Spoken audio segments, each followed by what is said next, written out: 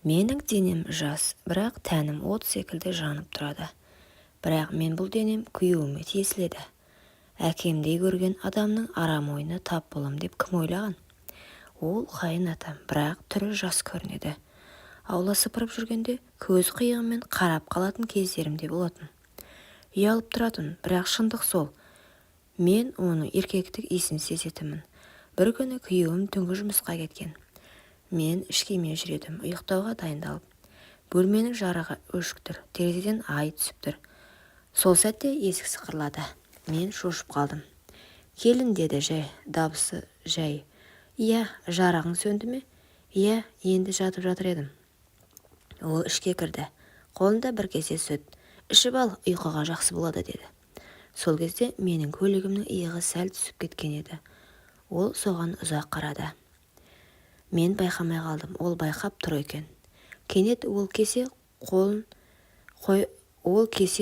қолын менің иығыма қойды. Сен әдемісің, келін. Әкеңдей көресің, білемін. Бірақ сенің денең мені жындандырады. Сол сәтте мен оны итеріп жібергім келді, бірақ тұла бойы қимылдамады. Ол көйлегімнің етегінен ұстап жоғары тартты. Мен дір етіп тұрмын. Көзімнен жас емес, от шығып тұрған сияқты. Тоқтаңыз, дедім. Өтінем, бұл дұрыс емес. Бірақ ол менің іш көйлегімнің жиегінен ұстап ескей бастады. Күнтимең тұсынан ақырын қолмен сипады. Сол сәтте денем еріксіз шымырлап кетті. Тәнім жылап тұрса да, тәнім үміт болар құмырлақты аңсап тұрғанда еді. Менің ішімде екі дауыс айқасты. Жоқ, бұл ұят, тоқтат. Иә, мен әйелмін. Ақыры мен үнсіз қалдым. Ол мені әйел қылды сол күні. Жай жерде, тізерлеп отырған күйі менің ішіме кірді. Сол түні мен келін емес, оның жасырын күнәсі болдым. Бірақ менің ішімде бір түнімен бірге көмілген арнамыз сол күйі тұрып қалды. Күйеуім таңертең үйге келгенде мен жай ғана жымиып шай бердім. Ал менің тәнім түндегі ізден күйіп тұрды. Қалайсың, жаным, деді күйеуім. Жақсы. Ол ештеңе сезбеді, сезбесін деп тіледім. Менің денемнен өз әкесінің иісі шығып тұрғанын білсе не болар еді. Ас үйге жүргенде қайнатам тағы кіріп келді. Көзімен денемді шолып өтті. Мен кіріп жуып жатқан едім. Белім майысып тұр еді. Сол кезде ол артыма келіп ақырын сыбырлады. Түнде тәттісің, мен қалдырып кеттім. Ыдыс қолымнан түсіп кетті, бірақ құмарлық ұятты жеңіп бара жатты. Сол түні тағы жалғыз қалдым. Және ол тағы да келді. Есікті ашпай тікелей мен қарсы болдым, бірақ әлсіз болдым. Себебі тәнім әлдеқашан мойынсынып қойған еді. Ол мені сүйіп жатқанда менің көзімнен жас ақты. Сол түні мен қайтадан тірі күнә болдым. Мен сенің тәніңді жақсы көремін, иісіңді ұмытқым келмейді, деді. Мен өз еркіммен берілдім. Иә, сол түні мен өзімді жек көріп, оның төсіне басымды қойып жатып ұйықтап қалдым. Түнде әйел болам, таңертең келін болам. Бірақ мен кіммін шын мәнінде? Менің тәнім оның иісіне үйреніп алды.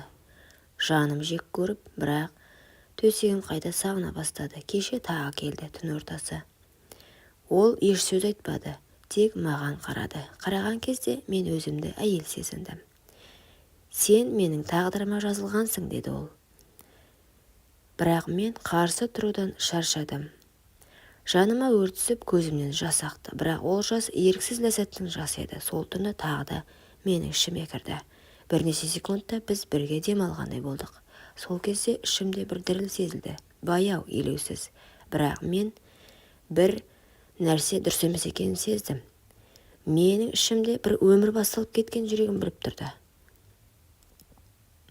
Күйеуім соңғы күндер маған күмәнмен қарай бастайды. Тәбетің жоқ, жылайсың. Түнде шошып оянасың, не болды, жаным? Бірден айтшы, деді. Мен үндемедім, басымды иіп жай құйып отырдым. Бірақ сол сәтте ішім шым етті. Бір тіршілік қозғалғандай болды. Ол сезді ме екен? Дәрігерге барып кел, деді. Мен жымидым. Әйел адам бәрін сезеді ғой, иә, деді. Дауысы дірілдеді. Ол да бірдеңе сезіп тұрған сияқты. Түстен кейін мен дәріханаға тест алдым. Түнде жуынатын бөлмеде терезеге қарап тұрып екі сызық шықты. Сол сәтте тізем бүгіліп жерге отыра кеттім. Алақанмен ішін ұстадым. Құдайым, бұл кімнің баласы? Сол түні қайнатам үйге ерте келді, түн ортасы. Ол кіріп келді, бірден байқады. Бұл не? Мен жүктімін. Ол үнсіз қалды бірнеше секунд. Сосын баяу келіп тізерлеп отырды. Қолын ішіме қойды, бірақ ішім ауырды.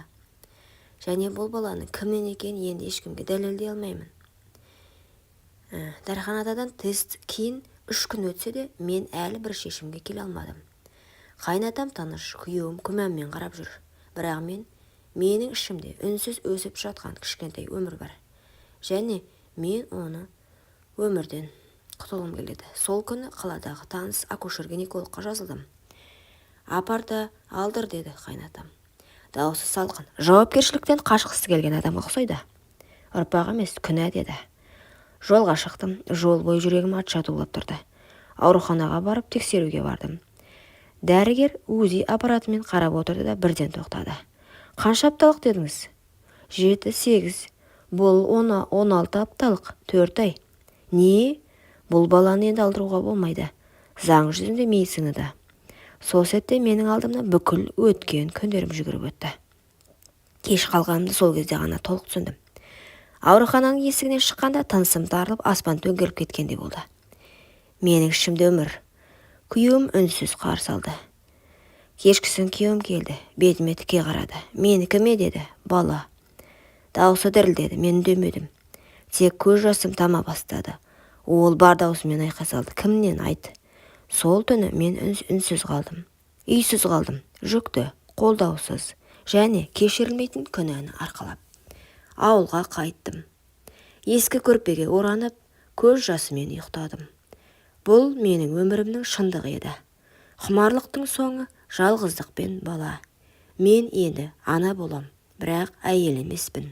Мен күнәнің көлеңкесінде қалған келінмін. Құрметті оқырман, өмірден алынған шынайы оқиғаларды тыңдағыңыз келсе, менің арнама тіркеліп, лайк, комментарий жазып қолдап кетіңіздер. Арнаға тіркелуді ұмытпаңыздар.